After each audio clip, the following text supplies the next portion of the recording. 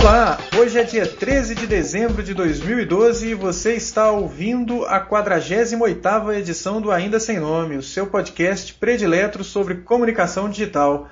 Daqui de Belo Horizonte eu sou o Caio César. E daqui de São Paulo eu sou o Felipe Menhen. E aí, Caio, beleza? Quanto tempo, cara? Pois é, cara, tivemos aí 15 dias de pausa, né? É a eterna readequação de agendas que foi o lema do nosso podcast esse ano, né? É, cara, se o mundo não acabar, a gente pode pensar que em 2013 a gente vai tentar ser mais regular. Mas e aí, cabeça? Edição 50. Exatamente, não, a edição 50 tomara que a gente feche antes do Réveillon, né, cara? Vamos ver. Vamos torcer. Vamos torcer. Mas e aí, cabeça, hoje temos convidados, hein, cara? Hoje temos convidados, mas antes a gente podia falar dos que comentaram no último episódio, né, Caio? Porque foi um ponto fora da curva aí no nosso querido Hangout, aproveitando o 47 a gente fez no feriado.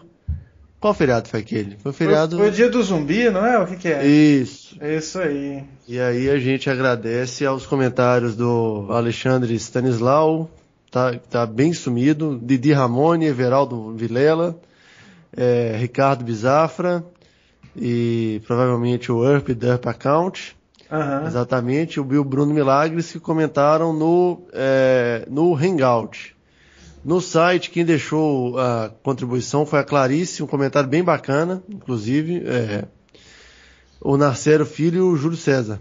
É isso aí. E a gente gosta e pede para que você faça o mesmo neste episódio. Deixe seu comentário assim que você ouvir, na verdade, esse pedaço de áudio. Exatamente. Você pode comentar pelo nosso Google+, que é google.com/mais ainda sem nome, ou pelo nosso facebook.com/asnome, ou ainda pelo nosso site, se você é antiquado e ainda acessa sites, aindasemno.me, vai estar lá a entrada para este episódio, você pode deixar os seus comentários lá. Ou se você quiser mandar uma tweetada, pode conversar direto com o Cabeça, o @FelipeCabeça, né?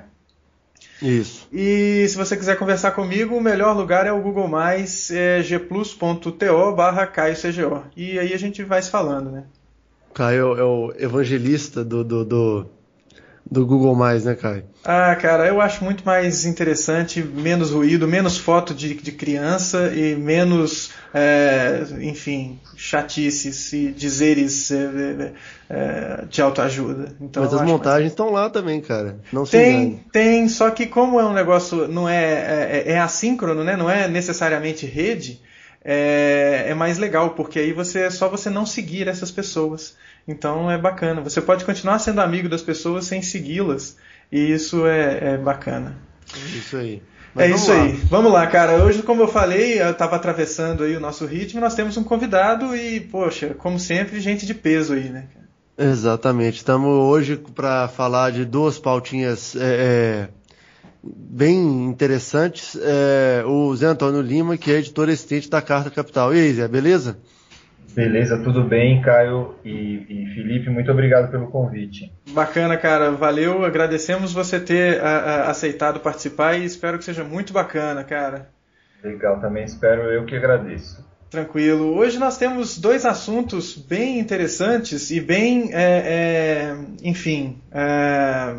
na pinta para quem quer discutir comunicação, tanto de um ponto de vista jornalístico, mercadológico, quanto do ponto de vista jornalístico, político, conjecturas internacionais.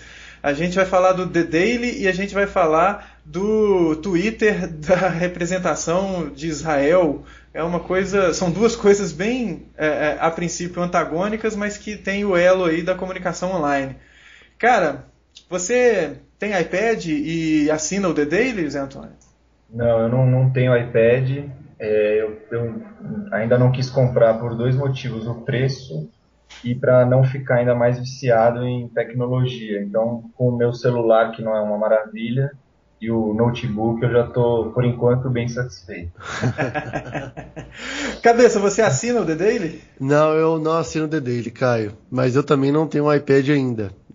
Ao contrário do Zé, eu tô, assim, quase com uma necessidade de ter um.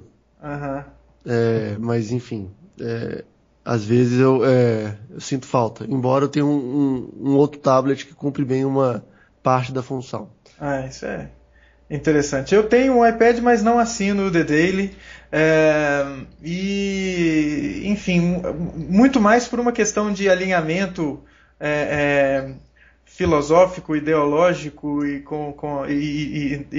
ausência de aderência, né, ideológica com a linha editorial do The Daily. Mas o fato é que o The Daily, que é um diário feito inicialmente para o iPad, mas que você também pode acessar pelo seu celular Android ou por outros dispositivos iOS, e alguma coisa pela web, ele chegou aí há um tempo botando banca de que ia revolucionar todas as coisas que você conhece de jornalismo digital, e está acabando depois de amanhã, né? Depois de amanhã ele já is no more.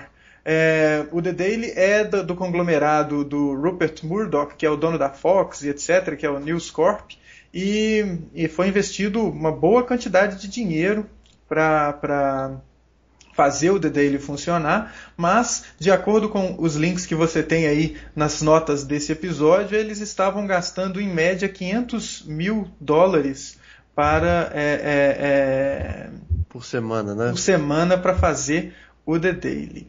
Então é um negócio complicado, né, cara? Zé Antônio, o que você acha disso? O ocaso do The Daily, que nasceu digital, diferentemente, por exemplo, dessas publicações que estão parando de ser impressas e passando a ser apenas digitais. Isso mostra que esse formato de digital não funciona? O que isso evidencia para você, cara? Eu acho que o principal obstáculo do The Daily foi se firmar num ambiente que ainda está começando com uma marca completamente nova. Eu acho que hoje no jornalismo o principal que cada veículo tem a oferecer é a sua marca, né? A sua marca é a credibilidade. Então a pessoa vai atrás da Folha, da Carta Capital, da Veja ou de qualquer outro veículo acreditando, pelo menos mais ou menos, no que aquele veículo costuma publicar normalmente. E eu acho que no caso do The Daily essa foi a dificuldade. Por mais competentes que fossem os jornalistas, eu confesso que não acompanhei quase nada do conteúdo, fica muito difícil você se estabelecer num ambiente que as pessoas ainda estão começando primeiro no equipamento, né? As pessoas ainda estão começando a ter o equipamento e aí elas costumam buscar o que elas já conhecem, não um jornal novo. Uhum. Pois é complicado esse negócio de você que trabalha com informação aparecer num ambiente em que tem uma quantidade de concorrentes muito maior do que o que você encontra na banca, né? Justamente porque o custo de produção para você chegar até a banca inibe um monte de gente de publicar, né? Exatamente. O que eu vejo assim, a Folha publicou uma entrevista do Nelson de Sá com a Amy Mitchell, daquele projeto Excelência em Jornalismo do Instituto Pew, que foi bastante esclarecedora. Ela comentava ali sobre a questão do financiamento do jornalismo. Acho que esse hoje é o principal obstáculo, não só no Brasil, mas no mundo todo. Então eles tinham um levantamento lá mostrando que de cada $10 que saía da publicidade para o jornalismo impresso, só um voltava para o jornalismo online. Ou seja, esses outros $9 estão indo para qualquer outro lugar, para publicidade em outros lugares, no metrô ou em qualquer outra mídia. Então eu acho que essa dificuldade de se financiar, de financiar no online, né, e também no iPad, que é um negócio ainda mais diferente para a maioria das pessoas, juntando com o fato do The Daily ser uma marca nova, eu acho que foi a receita do fracasso. E tem uma coisa também, né, cara, que apesar de ser uma grande corporação, investiu muito, mas muito mesmo, para um negócio até então incerto, né? Não quer dizer que o fechamento do The Daily mostre que é inviável você ter uma publicação apenas digital. Mas se você vai fazer uma publicação apenas digital, não sei se é necessário você investir tudo aquilo que foi investido, né? Sim, exatamente. E o caso do The Daily, eu acho que ele, além de ser apenas digital, é apenas no iPad, né? Que o universo de usuários é infinitamente menor do que o do online. Então, hoje tem, nos Estados Unidos, a gente tem alguns veículos que funcionam ali só no online, tipo aquela revista Mother Jones, que denunciou aquele vídeo dos 47% do Mitt Romney. Uhum. Ela é 100% online, ela consegue se financiar ali, ela tem um público bem específico, que é o democrata bem de esquerda, para os padrões dos Estados Unidos, né? E é ali que ela consegue se manter. Mas é só na internet. A questão de ser apenas no iPad, eu acho que esse foi eu acho que os investidores por trás, acho que o erro foi acreditar que o iPad seria mais do que ele é hoje nesse ponto. Talvez daqui a 5 anos o The Daily volte e seja um sucesso, mas não é uma história que o Steve Jobs convenceu o Rupert Murdoch, né, pessoalmente, a investir no formato. Ah, é verdade. Na época se falou, né, sobre isso. Então, assim, quando o pai do negócio fala com você, é óbvio que você deposita um voto de confiança, né? É verdade, é verdade. Isso... Bom, é aquela coisa, talvez a gente esteja analisando isso daí como um grande baque para o jornalismo, para a sociedade digital, e para o Rupert Murdoch que seja apenas um dos 1000 investimentos que ele fez que não deu certo e outros vão dar, né? Provavelmente... Não, eu ia dizer, provavelmente do ponto de vista dele, esse é o problema. Os jornalistas que foram demitidos, para ele, provavelmente isso não importa em nada. Eu tenho certeza que dada a questão lá do escândalo daquele jornal inglês dele, que ele teve que fechar e tudo mais, demitir jornalista, pessoal, fazer corte não é o problema com ele, né? Verdade. Mas uma coisa que é demonstrada aqui, pelo menos o que eu acho, que o Jeff Jarvis, num desses links aqui no Guardian, ele fala duas coisas. Ele fala de ser preso num paywall. Não que isso seja um problema, eu não vejo isso como um problema, né, de você cobrar pelo conteúdo e etc. Eu não vejo isso como um problema, mas é que desde o início o cara não conseguia ver nada sem pagar. E outra, foram investidos $30 milhões no desenvolvimento. Puxa vida, né? Você vai investir $30 milhões no desenvolvimento de um veículo desse, e aí a estimativa para que ele funcionasse a contento, ele teria que ter 1 milhão de assinaturas. E ele não conseguiu 1 milhão de assinaturas, ele conseguiu pouco mais de 100 mil assinaturas. Então, poxa vida, né? Assim, e aí você olha por outro lado, eu sei que não necessariamente, aí isolando completamente, né, Antônio, coisa de alinhamento editorial e etc. E também do formato da publicação. Mas você vê o Huffington Post, ele não precisou de um investimento de $30 milhões para começar. Né? Mas ele foi vendido por mais do que isso, lá para a América Online.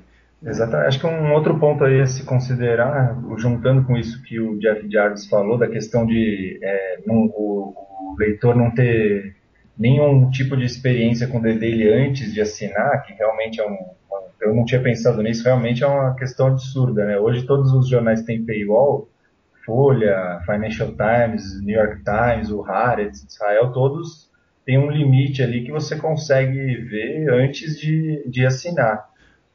E juntando com isso, os outros veículos eles foram muito, muito rápidos em se adequar ao iPad, né? Tanto revistas quanto jornais, mesmo sites, foram muito rápidos em se adequar ao iPad. Então, acho que aquela imagem de que o The Daily seria uma coisa exclusiva também para o meio em que ele estava inserido não vingou, né? Pois é você esperar muito da sua marca, né? E é engraçado, a gente tem que repensar como que as marcas funcionam nesse contexto online, porque você não pode repousar na cama que você fez com o seu nome, quando você vai para online, fala assim, é um produto News Corp, então você pode assinar às cegas que vai ser bom. Não pode ser assim, você tem que pelo menos mostrar alguma coisa antes, o cara tem que ter um test drive, né, alguma coisa nesse Exatamente, sentido. exatamente. Assim, pelas pessoas que trabalhavam lá, alguns que eu conhecia de nome, tinha muita gente competente, então foi muito trabalho bem feito que ficou isolado ali dentro do iPad. E pessoas como eu, por exemplo, não tiveram acesso nenhum, né? Então imagina um furo jornalístico que está ali só no iPad, como é que isso aí chega para o público geral? Fica muito difícil, né? Deixa de ser furo, né? Pois é, porque sem publicidade, como que você... É fundamental, né, no jornalismo digital, você mostrar aquilo que você faz. Por isso que as redes sociais têm tanto apelo para os jornalistas e para os veículos.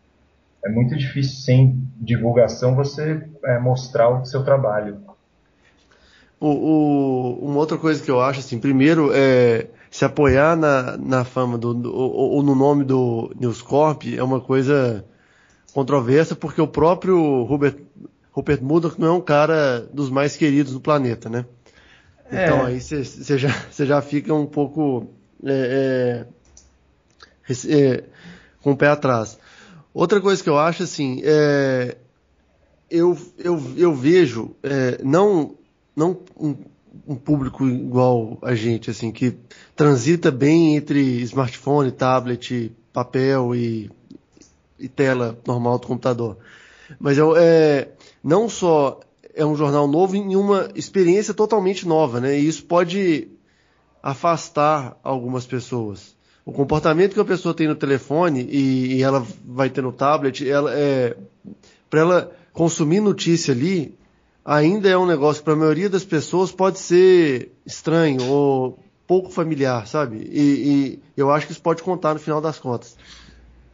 É verdade. E tem uma coisa também que eu acho que vai além de questão social e comportamental, de hábitos de leitura e adaptação com o meio, que é o do tamanho do investimento. É lógico que se você quer muito dinheiro, você tem que investir muito dinheiro, mas isso tem um limite, né? Você tem que enxergar a capacidade do retorno. Você vai investir 30 milhões de dólares e espera ter um retorno em menos de um ano com um produto digital?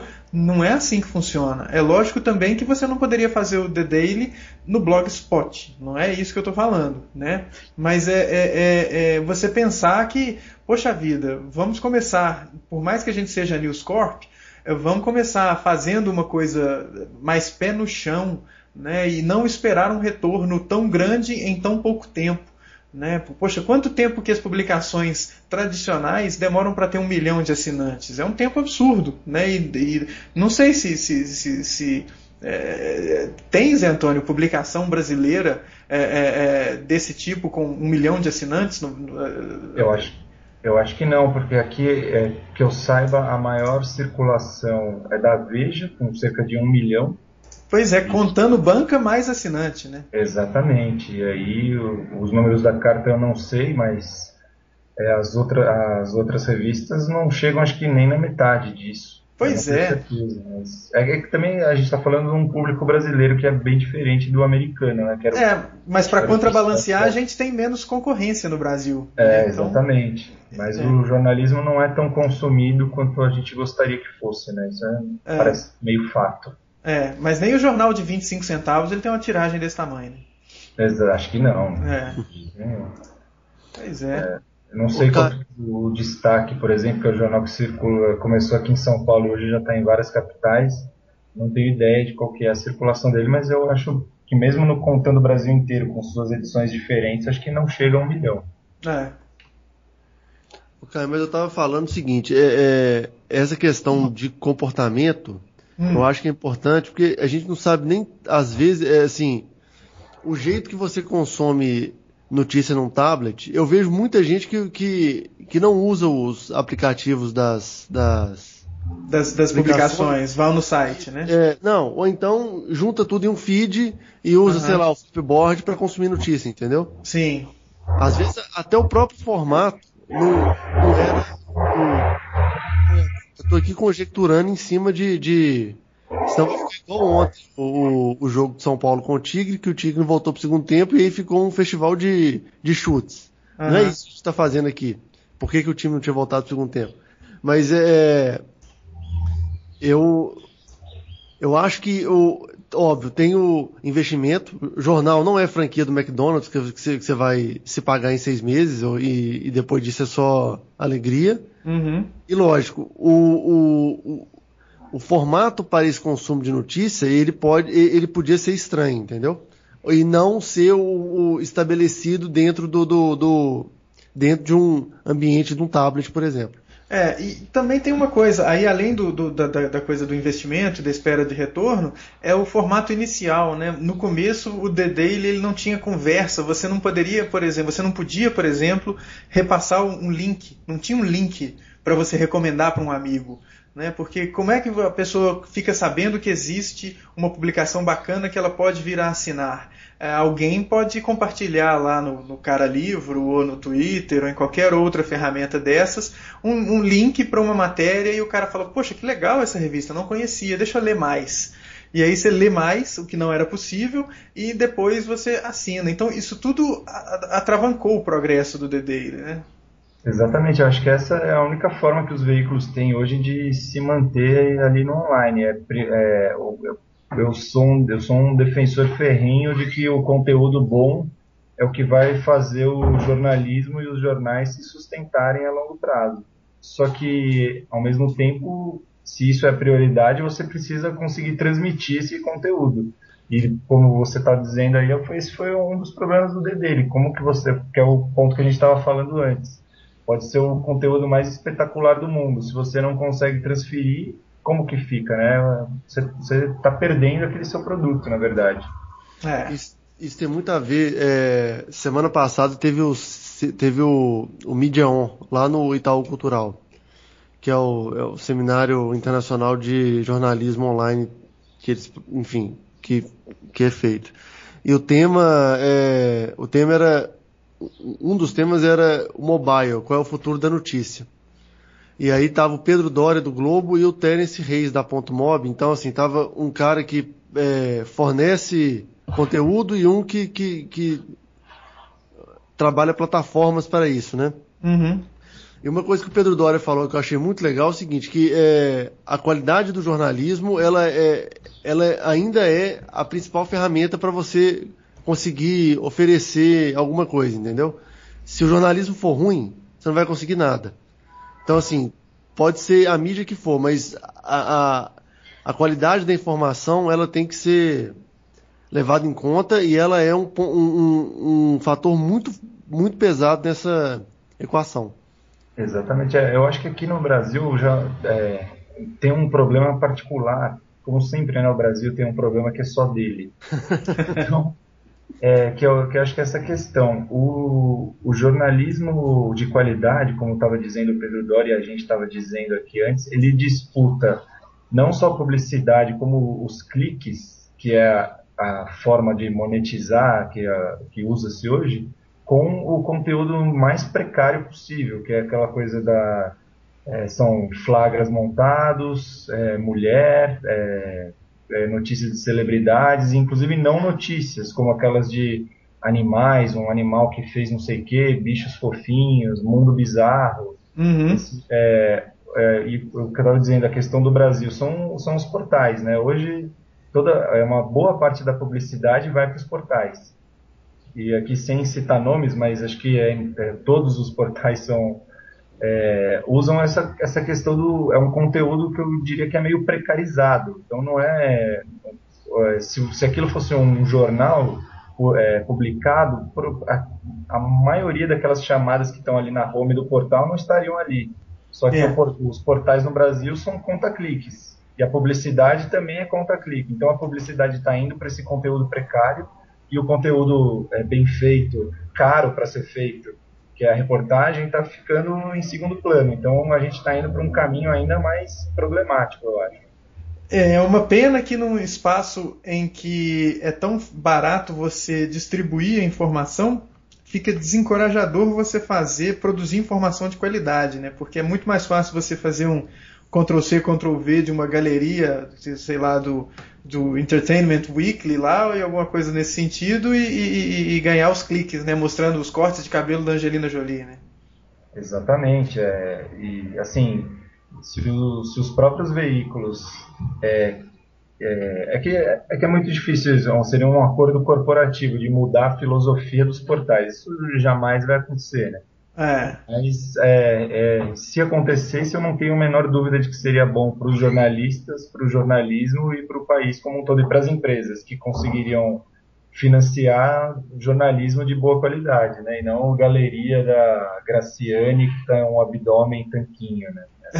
Complicado.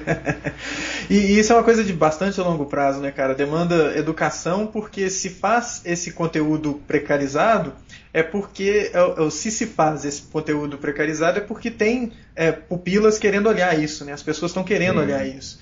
Então a gente não pode só... Desculpa, pode continuar. Não, manda ver. Eu acho que isso... eu acho que isso daí é uma coisa que tem no mundo inteiro. A questão é que no Brasil os principais portais, né, que são os principais veículos de comunicação online, só fazem isso. Esse que é o problema. Eu acho que porque eu lembro que o ano passado saiu um ranking de audiência no mundo, e aí o Daily News, que é o tabloide lá britânico, ficou pela primeira vez na frente do New York Times. Então é aquela coisa, se o cara quer acessar esse tipo de notícia, se o britânico quer acessar esse tipo de notícia, ele vai lá no site do Daily News. Só que nos jornais dele, no Guardian, no Telegraph, no Independent, ele vai ter um outro tipo de conteúdo. Ele vai ter parceria com Wikileaks, são furos gigantescos. O Guardian às vezes dá furo de política americana. Né? Então é diferente. Hoje mesmo os jornais brasileiros, aí já não os portais, os jornais também têm cada vez mais espaço na sua home para esse tipo de notícia, do tipo Sabrina Sato capricha no visual, que é o que eu estou lendo agora. Então eu estou vendo aqui, entrei num portal, uma das principais notícias é essa, né? E Zezé de Camargo tieta a filha mais nova em pré-estreia na peça. É isso, os principais veículos estão assim. Então esse que é o problema. Se tivesse veículos específicos para esse tipo de noticiário, tudo bem, mas a gente está transformando o noticiário mainstream nisso daí. Isso significa muita coisa, né, cara? E tem a ver aí, enquanto você estava falando, me veio à cabeça a briga que está lá na Argentina com relação à lei de imprensa que eles estão querendo fazer valer lá, né? De limitar, por exemplo, a quantidade de veículos controlados por cada conglomerado, por cada empresa, né? E você vê que aqui no Brasil, como não tem isso, e o engraçado é que os jornais eles são anti essa posição, né? Eles se colocam completamente numa posição oposta a essa proposta, porque justamente são controlados por uma minoria, e essa minoria, sei lá, dita como é que as coisas vão ser. A gente tem hoje aqui, sei lá, uma empresa e meia mostrando, ou uma e meia empresa mostrando o que o país inteiro vê, né? E eu acho que vai para esse lado. Se você vê lá no grande portal aquele assunto, os outros todos têm que copiar, porque senão você não está na onda. Tem que ter mais distribuição, né?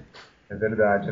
É que eu acho assim, aqui, apesar do sistema que vigora no Brasil não ser o ideal, por isso que existe, principalmente o PT, né, que faz esse tipo de lobby para uma lei desse tipo aqui no Brasil, esse debate também acontece no Reino Unido. Por exemplo, o relatório Leveson foi divulgado semana passada ou semana retrasada a respeito dos abusos, né, de vários veículos, principalmente o The News of the World, do Murdoch. Um dos debates que houve lá no parlamento foi essa questão da pluralidade de donos, né, da mídia. Lá a concentração é uma coisa que sempre preocupa. Mas aqui também, ao mesmo tempo, eu acho que no Brasil a gente tem principalmente comparando com os Estados Unidos, eu vejo uma certa dificuldade do empresariado, de quem tem dinheiro no Brasil, fomentar práticas que beneficiem a democracia e o país como um todo. como, por exemplo, para não ficar só no jornalismo, que é o exemplo que diz respeito direto a mim, né, é a questão de institutos de pesquisa. Então, hoje você tem ali os jornais que gastam um dinheiro grande na questão das pesquisas eleitorais, mas você não tem um instituto... Bom, a gente tem o Ibope, mas não tem um outro instituto grande que faça pesquisas isentas e que tem ali um dinheiro, sei lá, do fundo do empresário X que ganhou muito dinheiro ao longo da vida e agora quer fomentar a democracia no Brasil. Isso não tem. E a mesma forma o jornalismo. Não tem alguém que venha de fora eu digo de fora do meio jornalístico e queira financiar um jornalismo para fazer uma coisa diferente. Não tem. Então, ao mesmo tempo que a coisa é concentrada, você não tem outras pessoas também querendo entrar. Pelo menos eu vejo assim. Não sei se o que eu estou falando é o que vocês acham também. Mas eu acho que vai na onda, cara. Eu acho que tem que ter um investimento, tem que ter pluralidade de voz, que é muito importante para a gente ter desenvolvimento social, né, bicho? O jornalismo, de novo, né, aqui falando um cara que só fez metade do curso, né? Tem que ter uma função que contribui com o desenvolvimento da sociedade, né? Ele tem essa função de contribuir com o desenvolvimento da sociedade. E se todo mundo estiver falando a mesma coisa, tem algo errado. E é isso que a gente vê acontecendo no Brasil, né? Tem algo errado aqui, porque está todo mundo falando a mesma coisa. Aqui em Minas Gerais, você tem uma unanimidade com relação aos jornais, às publicações, que ninguém fala nada sobre o governo. Assim, o governo é maravilhoso, a cidade, sei lá, cai uma chuva, tudo detona e a prefeitura é maravilhosa, ninguém fala nada, né? Assim, a cidade administrativa está caindo, mas ninguém fala nada, porque é tudo maravilhoso, ainda mais que o cara morreu essa semana, né? Então não pode falar de jeito nenhum. Mas enfim, isso é prejudicial, né, cara? Exatamente, e só para completar isso, você está falando de Belo Horizonte, que é uma das maiores cidades do Brasil, então imagina o resto. Eu sempre fico comparando, cara. Poxa, Belo Horizonte, 3 milhões quase de pessoas na região metropolitana. Se você for olhar, isso é maior que Berlim. Aí você vai pegar quantos jornais tem em Berlim, com circulação respeitável, quantas revistas, quantas emissoras de rádio, e você vai fazer a comparação com aqui em Belo Horizonte, a gente tá complicado. Né? Então... Exatamente. Eu acho que, inclusive, uma forma de... que a gente estava comentando, o lobby que o PT faz, né, e não só o PT, mas outras agremiações também fazem, se não conseguir romper o monopólio, que pelo menos deixe o setor mais fácil de se investir. Né? Eu acho que isso já ajudaria bastante e teria muito menos polêmica. Né? Sim, certamente. Bom, Cabeça, mais alguma complementação aí? Eu acho, assim, além de ser mais... o problema é que quem tenta entrar nesse meio hoje só um exemplo, ainda dentro de Belo Horizonte, tinha aquele Novo Jornal, que era uma tentativa de fazer um negócio diferente dos 3 já estabelecidos, o Tempo, o Estado de Minas de hoje em dia, embora até, Caio, hoje em dia tenha batido, ele vem batendo um pouco mais o governo, mas bem leve. Quase um tapinha de luva. Um tapinha na mão. O problema é o seguinte, qualquer novo aventureiro, ele é ridicularizado, né? Assim, desmentem ele, desqualificam a qualidade da informação que ele está passando e óbvio, isso já cria como a gente tem um pensamento crítico, assim, a gente se questiona muito pouco, a grande maioria do Brasil. Então, se você vê o Estado de Minas, um exemplo, tá? Eu vou trocar. Se você vê um grande jornal ridicularizando uma nova publicação, eu acho que o público cativo daquele jornal já vai falar, não, beleza, então esse é ruim. Esse é ruim, o que eu tô é bom. E é complicado. Isso exatamente. Só uma outra coisa breve, mostrar um exemplo disso aí que o Felipe estava falando. Eu fiz parte da equipe que lançou o Destaque aqui em São Paulo. Foi o primeiro destaque do Brasil. É uma empresa portuguesa associada com um empresário brasileiro. O Destaque teve vários problemas para começar a circular aqui no Brasil. Inclusive o prefeito Gilberto Kassab, esse democrata, ele tentou bloquear a circulação do jornal, né? Provavelmente seguindo a pressão de veículos maiores que viam ali naquilo uma ameaça. Então, só para exemplificar isso que o Felipe falou. E com base em que fizeram isso, cara? Era questão de panfletagem. Eu não lembro porque ele é exatamente. entregue tipo metro, né? Ele é tipo... Isso, exatamente. Então, aí quando veio o metro também, alguns meses depois, como eram duas empresas e tinha ligação com a Bandeirantes, né? O metro ainda tem, ficou mais fácil de fazer essa defesa do novo meio, mas queriam proibir. E ainda tem um preconceito em cima do jornal que só custa 25 centavos ou tem distribuição gratuita, né? Assim, na cabeça das pessoas é antagônico você entregar boa informação por um preço ridículo ou por um não preço, né? Tem uma coisa que vai nesse sentido, aí é segmentação por preço mesmo, né? Você vai achar que um produto que custa mais caro ele é melhor. Mas tem também o outro lado, né? Se você for olhar aqui em Belo Horizonte, tem aquele Aqui, que é desses jornais baratos, eu acho que também é 25 a 50 centavos. Ele é feito pelo Diários Associados, né? Então você pode esperar pelo menos 3 erros de português a cada página. Isso depõe contra, né? É verdade. Faltou o copydesk ali, né?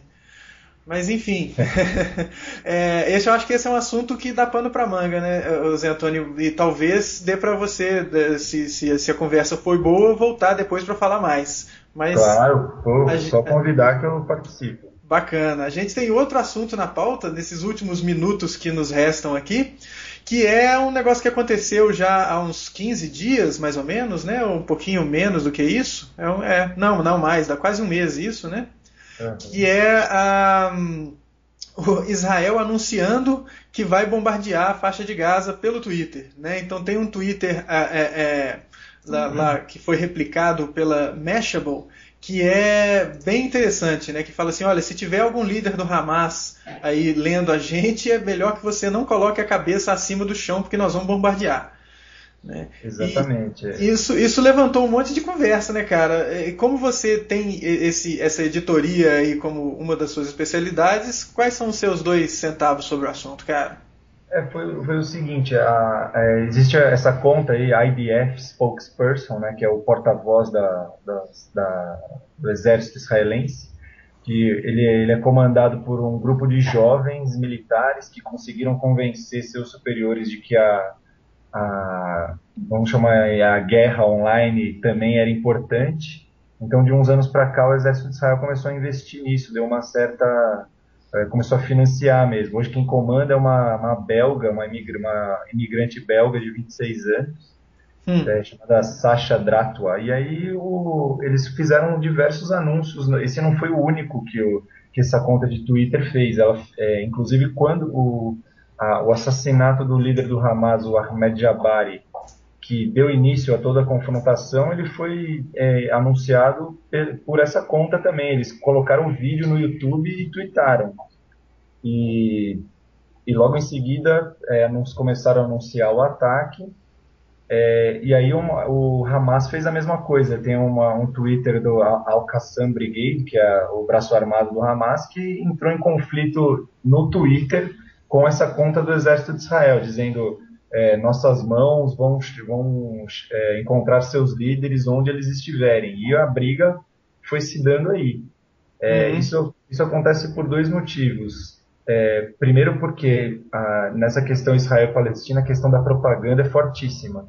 Os 2 lados tentam justificar a sua causa na mídia, em qualquer lugar disponível, e a questão online é só mais um passo. E a outra é que tanto Israel quanto os palestinos eles têm uma disputa para saber quem sofre mais. Então, isso daí, a propaganda é fundamental para mostrar quem sofre mais. Né? Então, um dos episódios que essas 2 contas de Twitter brigaram foi a conta do Hamas divulgou a imagem de uma criança de 11 meses que tinha sido assassinada por um míssil de Israel, horas depois, os porta-vozes do exército começaram a divulgar fotografias de uma criança israelense que tinha sido ferida por um foguete lançado pelo Hamas. Pois é, isso daí, bom, como é de se esperar, né? Cada uma das partes demoniza a outra e esse é mais um canal para que isso aconteça, né? Só que tem um negócio, né, cara, uma discussão que poxa vida, se eu usar uma ferramenta se você usa o seu site para fazer isso, né, e solta, sei lá, press releases e alguma coisa assim, ok, é o esperado, né, assim, num momento como esse. Mas se você está usando uma ferramenta outra, uma ferramenta terceira, o Twitter no caso, que tem nos seus termos de uso que você não pode preconizar a violência, você não pode fazer apologia à violência e nem incitar a violência. E aí você tem uma tuitada dessa que é claramente uma ameaça, né? Olha, qualquer líder do Hamas que colocar a cabeça acima do chão aí, você toma cuidado, que nós vamos explodir você. É uma coisa meio, assim, complicado isso aí, né, cara? Exatamente, é super problemático. Agora, eu não sei até que ponto o Twitter, né, como empresa, está disposto a comprar essa briga. Ainda mais com o exército de Israel, né? Tem um papo de que tem o Twitter ele foi financiado no início por algumas entidades de Israel, né? Alguma coisa que tem origem em Israel, né? Pode ser, porque hoje Israel, acho que depois dos Estados Unidos, é um dos principais locais de estudo de tecnologias, né? O ICQ veio de lá, né? Então, complica isso. Aí você tem uma questão de usar pesos diferentes para a mesma medida ou duas medidas para o mesmo peso, que seria muito negativo, né, cara?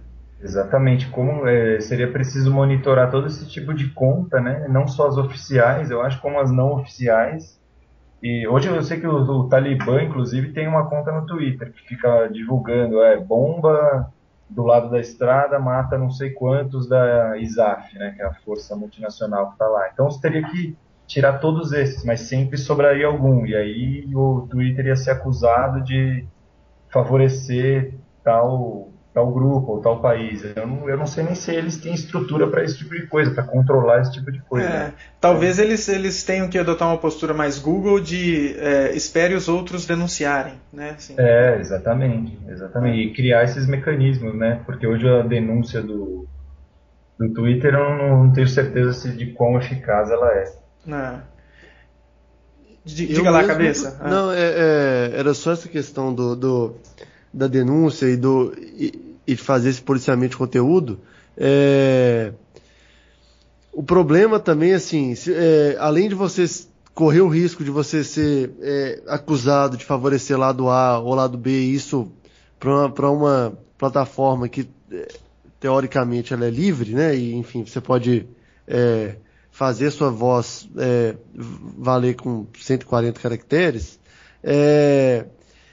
O problema a gente já viu casos muito mais simples, por exemplo, do Facebook bloquear conteúdo que ele julgou impróprio e não era, entendeu? Uhum. Se você fizer isso no Twitter, ainda mais uma situação muito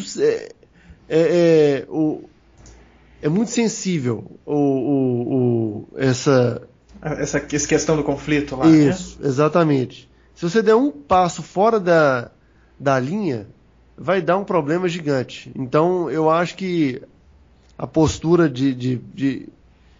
igual você falou, Caio, de ser do Google, assim, ser tipo Google, olha, se você achar que isso é errado, você me fala que eu vou analisar e tirar. Uhum. Ela é até para você não ter muito problema. Falar, beleza, se ninguém falou nada, é porque tá tudo certo. Tá valendo e continua.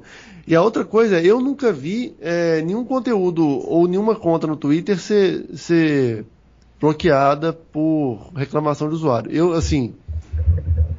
Eu não vi nenhum caso até hoje. Então eu acho que o policiamento deles não é dos mais eficientes. Digamos que poderia ser melhor, né? Poderia ser muito melhor. Eu acho que em outubro o Twitter bloqueou a conta de um grupo neonazista na Alemanha. Não sei, eu acho que bloqueou só para a Alemanha. Porque como lá é proibido divulgar conteúdo nazista, eu acho que teve essa polêmica. Mas eu lembro que o Twitter ele chegou a um acordo, chegou a anunciar, eu acho, uma política que ia bloquear contas Só para países, né? Isso, exatamente. E eu acho que o primeiro caso foi de alguma questão neonazista na Alemanha, não tenho certeza. Pois é, e aí por outro lado, né, cara, isso acaba criando um problema. Por exemplo, a gente sabe, pelo menos é o que se fala, né? Você vai poder reportar isso com muito mais autoridade, que aqueles conflitos no Egito, eles foram muito discutidos e agendados e, enfim, elaborados, planejados, utilizando essas ferramentas de mídia social. Imagina se um governo, no caso do Egito, lá, solicita e o Google começa a bloquear esse tipo de conta. E aí está atrapalhando a manifestação do cidadão de exercer os seus direitos democráticos, né? Isso é complicado. Exatamente. Estaria ajudando o regime a suprimir a manifestação democrática, né? Eu não lembro no caso do Twitter, não sei também como é que é no Google e tal, mas eu acho que eles têm ali uma política pró-democracia. Mas aí a questão é que essas empresas começam a atuar diplomaticamente também, né? Porque aí ela vai escutar o governo, ela vai escutar a oposição ao governo. Né? Exatamente. É uma questão super problemática mesmo. E além do que, isso dá uma...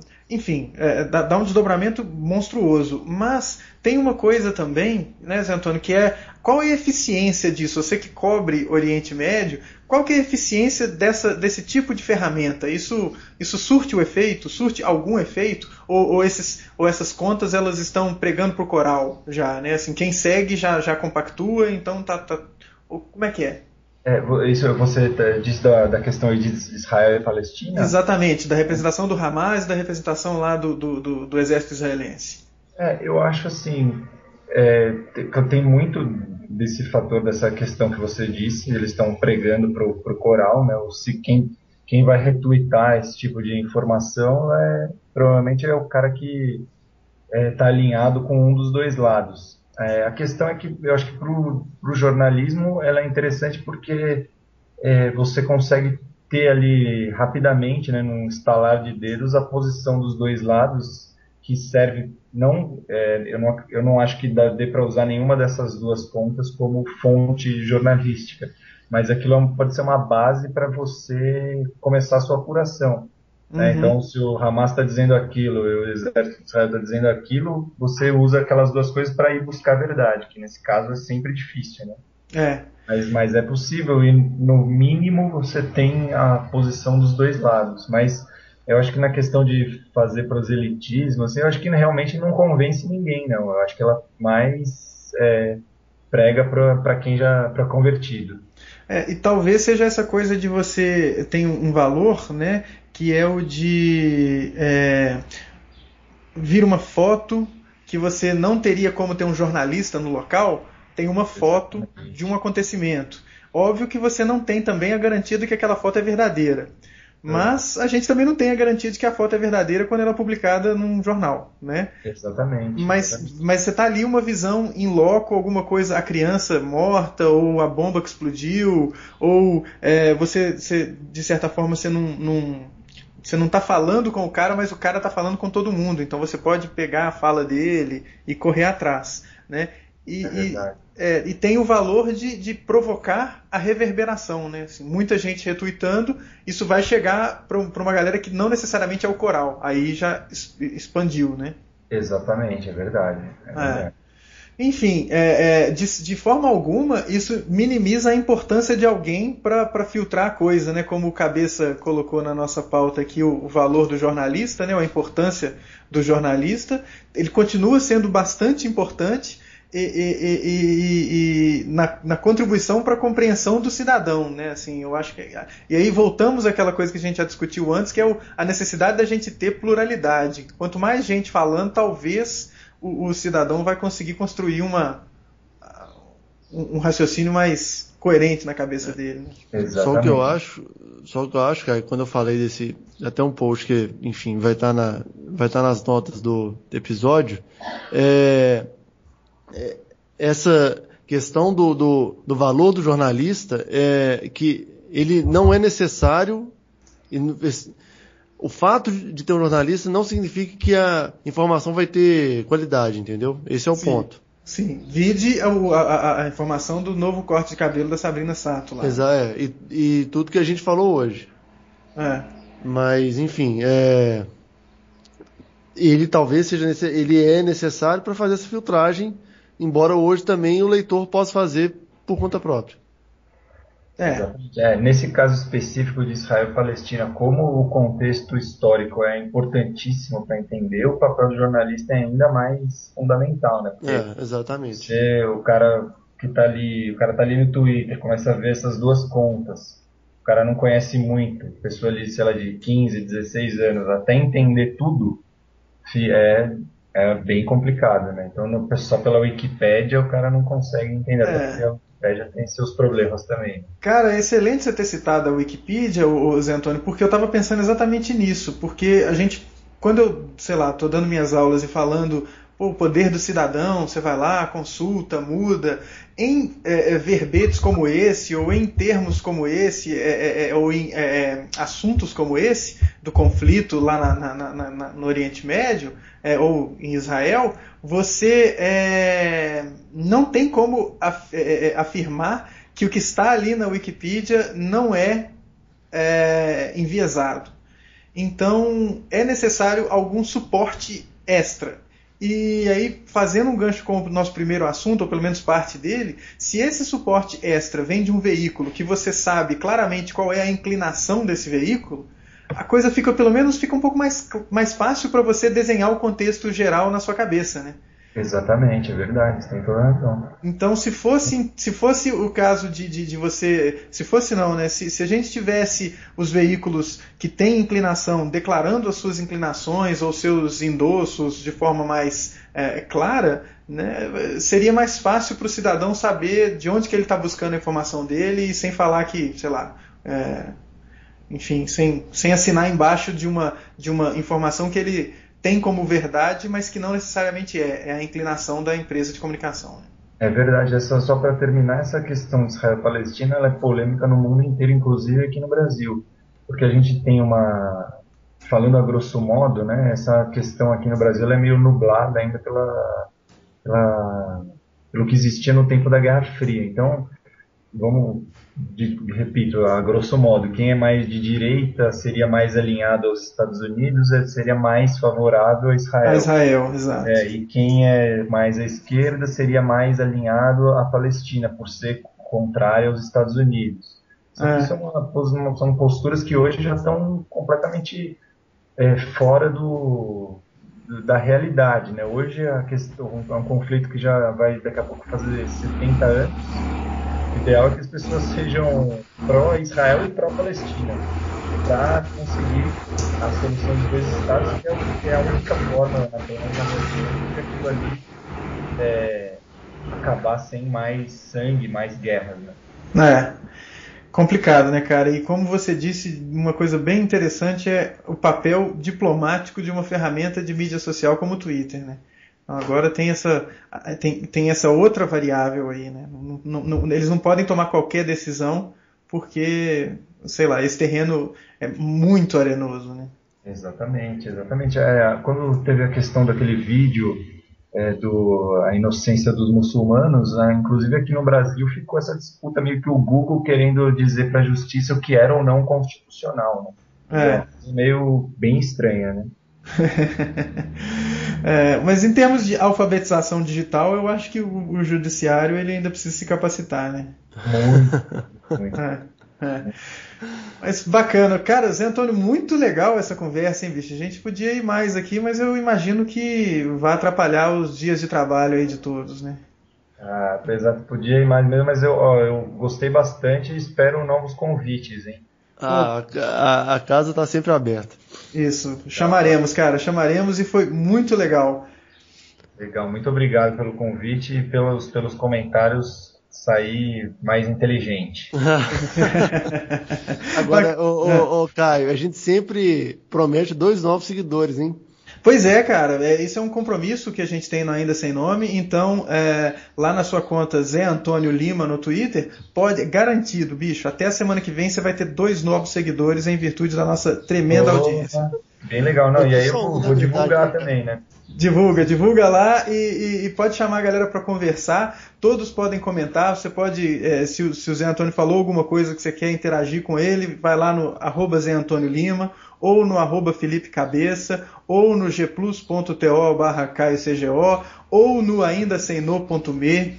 Putz, grila, tem mais 2. Ou no facebook.com/asnome, ou ainda, e por último, mas não menos importante, o google.com/mais-ainda-sem-nome. Todos esses lugares são espaços em que você pode comentar sobre essa edição e a gente aguarda os comentários de quem estiver ouvindo este delicioso, maravilhoso podcast sobre comunicação online, que é o Ainda Sem Nome. A gente só pede uma coisa, identifique-se, porque se a gente está dando a cara a tapa aqui, a gente gostaria que você fizesse o mesmo. Exatamente. Pode ir lá no iTunes também e dar umas estrelinhas pra gente, que a gente, sei lá, te envia um Deus lhe pague 0 km pelo e-mail e vai ser muito legal. É isso aí. Encerrando mais uma edição do Ainda Sem Nome. Zé Antônio, de novo, muito obrigado, foi muito legal. Muito obrigado a vocês, muito obrigado mesmo. Tranquilo. Cabeça, é isso aí, né, cara? A gente se vê na semana que vem ou em edição extraordinária. Exatamente. Um abraço para você, Caio. Zé Antônio, valeu, muito obrigado. A casa vai estar aberta. Valeu, Felipe. Obrigadão. Falou, valeu. Um abraço. Um abraço.